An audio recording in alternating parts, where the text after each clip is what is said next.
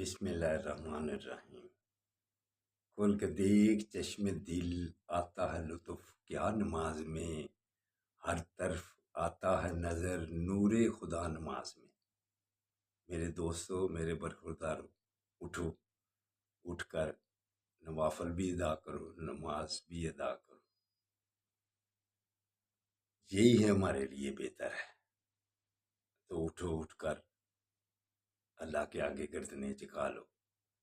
جب یہ عادت آپ کو پڑ جائے گی انشاءاللہ تعالی، پھر آپ صحت مند بھی رہیں گے، پریشانیوں اور مصیبتوں سے بھی بچ جائیں گے۔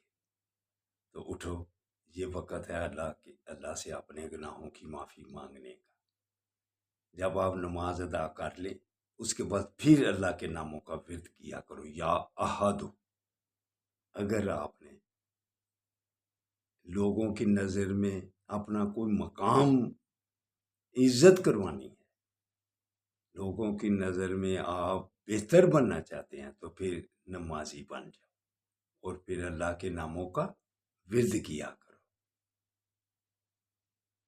تو نبی کریم صلی اللہ علیہ وآلہ وسلم سے محبت کا تقاضا بھی یہی ہے کہ آپ نماز سے محبت کریں، جیسے آقا صلی اللہ علیہ وآلہ وسلم نے فرمایا نماز میری آنکھوں کی ٹھنڈک ہے۔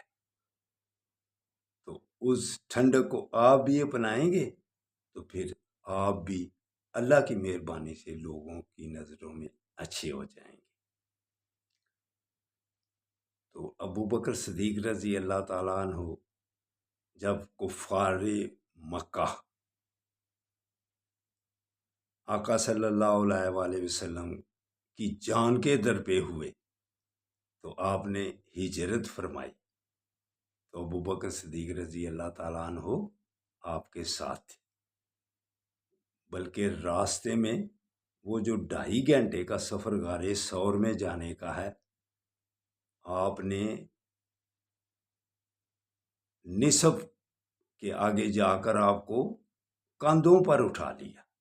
دیکھو اتنا سفر مشکل ترین، لیکن محبت رسول کہ ابو بکر صدیق رضی اللہ تعالیٰ عنہ نے وہ سفر کاندھوں پر اٹھا کے کیا۔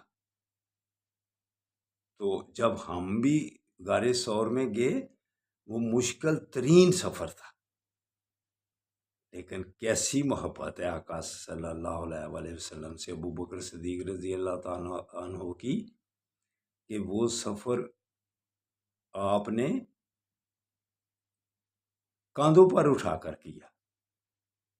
تو کفار جب ڈھونڈتے ڈھونڈتے وہاں پہنچ گئے تو کیسا واقعہ ہے کہ غار کے منہ کے آگے مکڑی نے جالا باندھا، اس کے اوپر پھر کبوتر نے انڈے دیے۔ تو غار میں جو کر دیکھنے ہی والے تھے، ایک نے کہا دیکھو یہ انڈے، اگر کوئی اس میں اندر گھسا ہوتا تو یہ جالا ٹوٹ جاتا اور گھونسلہ نیچے گر جاتا۔